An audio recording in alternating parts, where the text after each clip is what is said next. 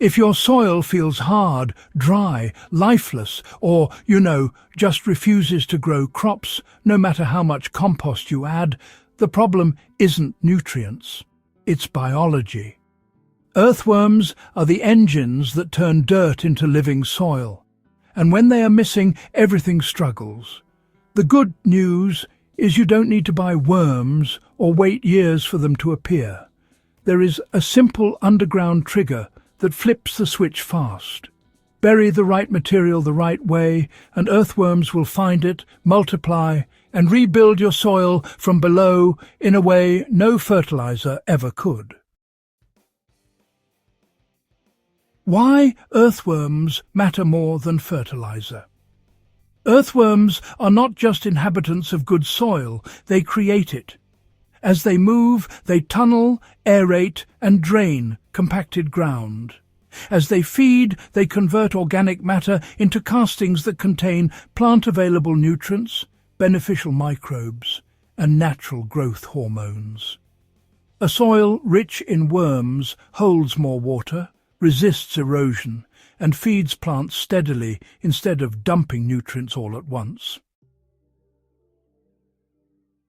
When worms are absent, soil compacts, roots struggle, and plants depend entirely on external inputs.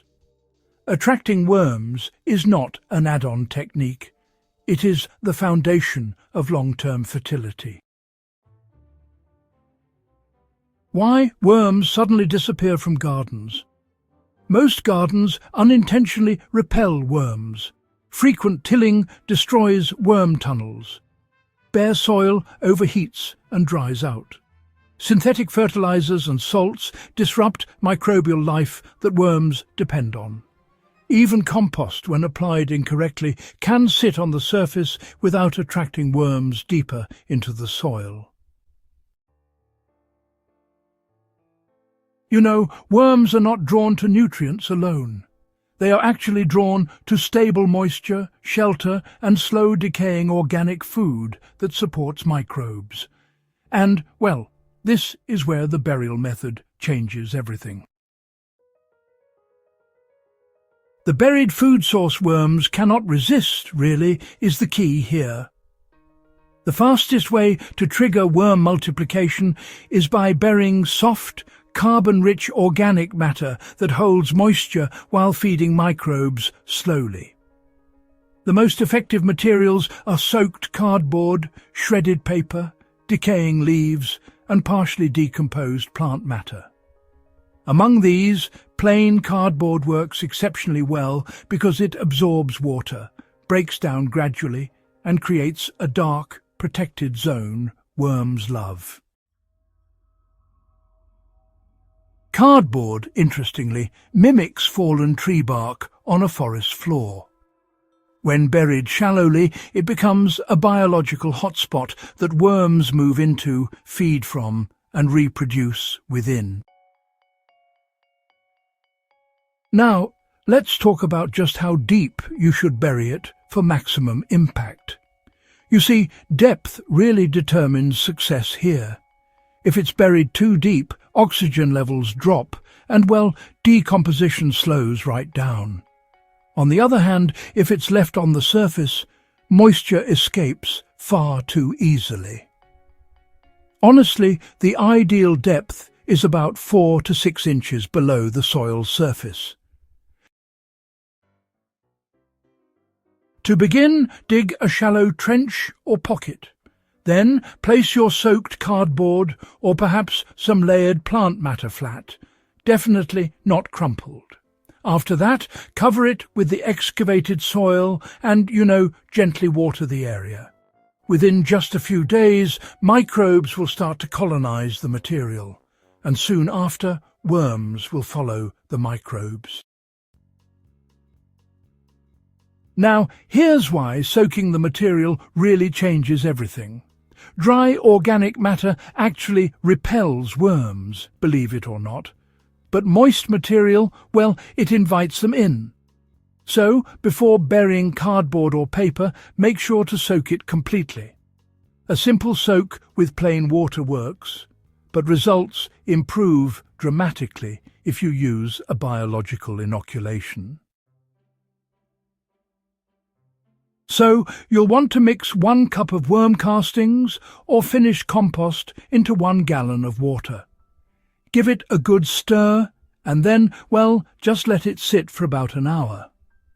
After that, use this solution to soak the cardboard before you bury it. What this does is introduce beneficial microbes that really jumpstart decomposition and, interestingly, send out chemical signals that worms can actually detect from quite a distance. Now, what happens underground after burial? Well, the first responders are bacteria and fungi. They get to work colonizing the buried material within just a few hours. Worms arrive soon after, but they're actually there to feed on those microbes, not the cardboard itself. As the worms feed, they lay cocoons, and each cocoon can hatch multiple worms if the conditions are favorable. Within, say, 2 to 4 weeks, you'll notice worm tunnels spreading outward from the buried zone. The soil becomes darker, looser, and much easier to work with. Plant roots will follow those worm channels, allowing them to access deeper moisture and nutrients. Now, let's consider why this method actually multiplies worms instead of just, attracting them for a short while.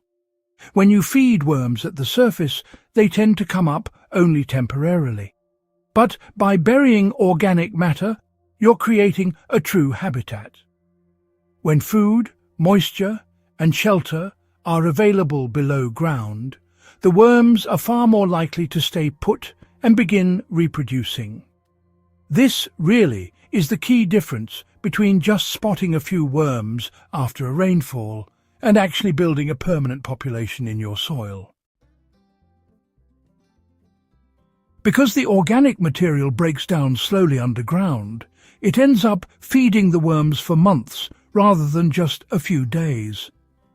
As each buried zone finishes decomposing, the worms naturally migrate outward, spreading fertility throughout the entire bed. So, how often should you repeat this process? Well, even a single burial will help, but repeating it is what truly creates transformation. For most garden beds, it's best to bury organic matter every 4 to 6 weeks in a different spot. Over the course of a season, the entire bed becomes threaded with worm tunnels and enriched living soil. In orchards or perennial areas, it's best to bury material once per season around the drip line of plants.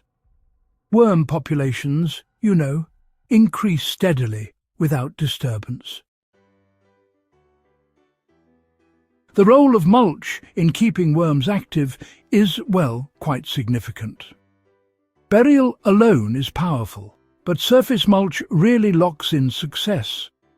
A 2 to 4 inch layer of leaves, straw or wood chips keeps soil cool and moist. Worms migrate upward at night to feed and retreat safely during the day. Bare soil dries out and overheats, forcing worms deeper or sometimes driving them away entirely. Mulch turns buried food into a permanent worm highway. There are, a few common mistakes that can really stop worm multiplication in its tracks. Burying food too deep, for instance, suffocates the microbes that worms rely on. Using oily or salty kitchen waste actually repels worms, making the environment, quite inhospitable for them. Letting the soil dry out will halt reproduction entirely. And of course, tilling breaks the tunnels and destroys the cocoons, so that's definitely something to avoid. This method, works best when soil disturbance is kept to a minimum, and moisture remains consistent throughout. So, why does this work faster than simply adding compost? Well, compost does improve soil chemistry, there's no doubt about that. But worms, they improve soil structure and biology. By feeding worms directly underground, you actually bypass the waiting period that compost usually requires. Worms convert buried material into castings exactly where plant roots need it most. This creates living soil faster because it activates the entire soil food web instead of just adding organic matter. The Nature's Blueprint lesson. Earthworms don't need to be bought.